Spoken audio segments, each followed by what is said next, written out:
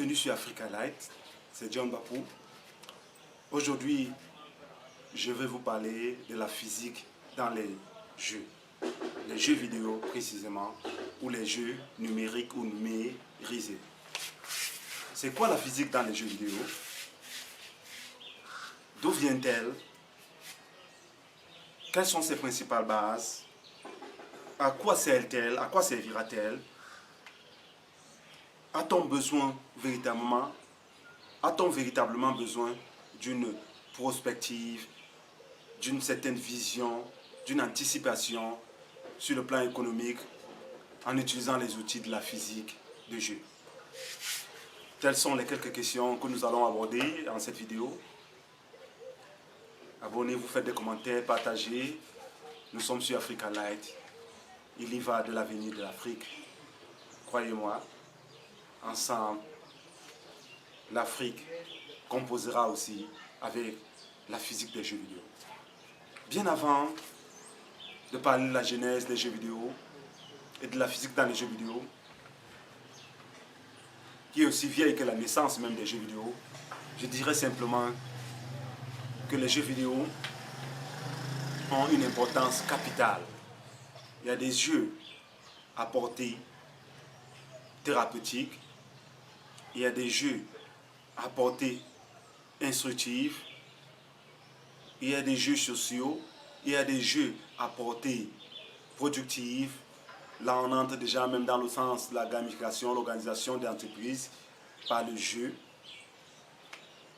Il y a des jeux aussi à portée destructive, oui, car dans un sens, ils sont parfois utilisés pour transmettre des valeurs culturelles contre-productives ou pour transmettre certaines valeurs culturelles et assimiler d'une certaine manière le peuple ou les peuples qui les consomment. Oui, les jeux vidéo, comme tout autre moyen de culturel, ce sont une arme qui permettent soit d'éduquer, soit d'aider, soit d'asservir progressivement le mental de ceux qui s'y adonnent. Mais nous insisterons davantage sur la portée éducative, sur la place fédératrice, la place économique, la portée économique, les aspects performance que nous avons à utiliser de manière efficace les jeux vidéo. Pour ce, que devons-nous faire? Il faut revenir déjà à la genèse même. Oui, à la genèse, E égale mc carré, la formule physique du mouvement, la gravitation, avec Einstein, formule qui bien avant ne dépend pas d'Einstein. Cette formule vient même de l'Égypte antique et même bien avant. Vous n'avez qu'à voir l'os de Lumumba où les mathématiques étaient déjà appliquées. Ceux de Luango et ainsi de suite. Ces formules datent de bien des années avant. Elles ont été développées et elles ont commencé à être implémentées dans certains continents, en Afrique bien sûr, dans certaines régions d'Afrique. Plus tard, elles ont continué. Je ne me prononcerai pas sur l'origine précise de ces formules, car elles semblent provenir même bien avant la genèse même, officielle que nous connaissons, c'est-à-dire l'Égypte et l'Afrique. Tout compte fait, ces formules sont aussi vieilles que le monde, et leur paternité ne saurait être attribuée simplement à Einstein ou bien avant aux seuls Africains. En attente, bien évidemment, d'une preuve absolue. L'absolu étant difficile à atteindre, je dirais sur le plan de la genèse que la physique avait la formule de la gravitation et d'autres formules de physique. C'est déjà cet éther, cet esprit qui s'allie à la matière, à la pesanteur, à l'air, la terre, le vent, l'eau, les 4 éléments spirituels, existentiels, fondamentaux, pour permettre la dynamique, pour permettre la réalisation, pour permettre la concrétisation des effets des visées, des pensées dans le monde. Parce que ces lectures sont toutes spirituelles du mot physique, je dirais simplement que la physique dans le jeu, c'est tous ces éléments de la nature, de la gravitation, toutes ces forces électromagnétiques qui permettent que les mouvements soient concrétisés, soient objectivés, soient visibles et applicables dans notre espace. Si vous jetez par exemple un morceau de caillou dans l'air, tout dépendra de la force du vent qui est dans l'atmosphère où il est. Tout dépendra des éléments qui composent cette atmosphère. Tout dépendra du temps même qu'il fait, s'il fait trop chaud, s'il fait très froid. Tout dépendra aussi du poids même de cet élément, de ce caillou que vous avez jeté. Et tous ces éléments, selon l'écosystème, selon le moment, selon l'atmosphère qui règne, permettront d'arriver à une certaine vitesse au sol. Oui, le même caillou que vous jetez dans le même espace en temps d'hiver, ou en temps de chaleur, ou en temps d'accalmie, n'atterrira pas au sol à la même vitesse. Oui, c'est ce temps de latence, ce temps que vous devez calculer et implémenter au niveau de la physique des jeux vidéo. La physique des jeux vidéo, c'est un concept vaste.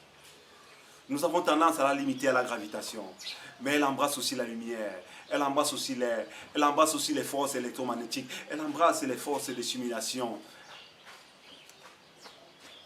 Elle embrasse d'autres domaines, les couleurs, les fréquences. Elle est vraiment vaste. La physique des jeux vidéo. Pour l'instant, nous utilisons un petit pan et nous pensons que nous arrivons à faire des travaux vraiment d'excellence. À quoi servira donc, en second lieu, cette physique pour améliorer nos jeux africains? Oui, la nature en Afrique étant fortement portée vers un certain mysticisme, vers une certaine culturalité, une certaine vision culturelle, nous devons utiliser la physique des jeux vidéo, certains éléments de cette physique que nous maîtrisons pour rendre nos jeux plus véritables, plus vraisemblables, plus réalistes et pour amener nos joueurs, les joueurs des jeux vidéo africains, que ce soit le responsable Mboa, que ce soit Angolaland, que ce soit Boussara, que ce soit d'autres jeux africains, nous devons amener les joueurs de jeux vidéo africains à facilement s'identifier. Et pour ça, il s'agira d'employer les différents mécanismes, les différents éléments. Ah ouais, c'est comment les gars? Oui, oui. D'accord, bon. D'accord. Il s'agira d'amener les différents éléments physiques, les différents éléments de la physique du jeu, les différents éléments qui composent cette atmosphère, de manière à ce qu'ils permettent un rendu efficace, un rendu réaliste, un rendu vraisemblable de la notion de physique, de la gravitation, de toutes les notions de physique qui sont représentées dans nos jeux vidéo africains. Il y va même de ce qui aidera l'Afrique, qui facilitera l'identification. Oui, la physique de jeux vidéo, bien employée, permettra de booster les emplois, de capitaliser les acquis.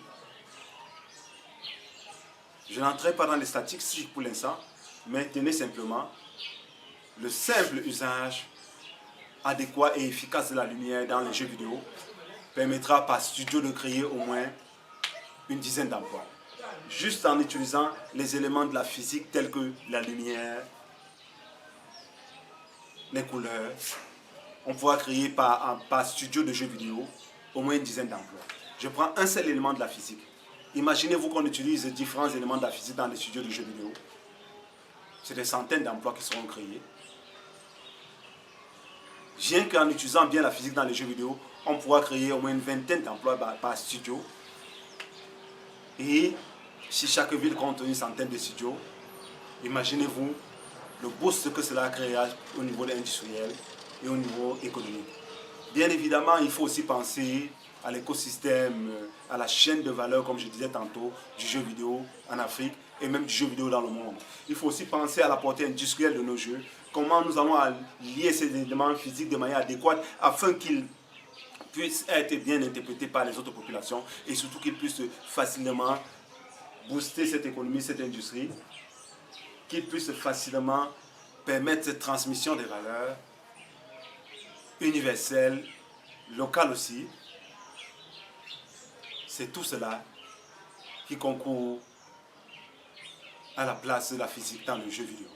Oui, nous devrons composer avec la physique dans les jeux vidéo africains et même dans les jeux vidéo du monde, du reste du monde. Et vous, comment pensez-vous que nous puissions utiliser la physique pour booster non seulement les jeux vidéo africains, mais toute la culture africaine et même la culture au niveau mondial? Vos commentaires et vos explications nous permettront d'avoir des produits de qualité, d'aller vers la véritable performance. Merci. Liberty, we gotta free to our liberty. We got to move to our liberty. We gotta come out song. Oh, got to move and we got to move to our liberty.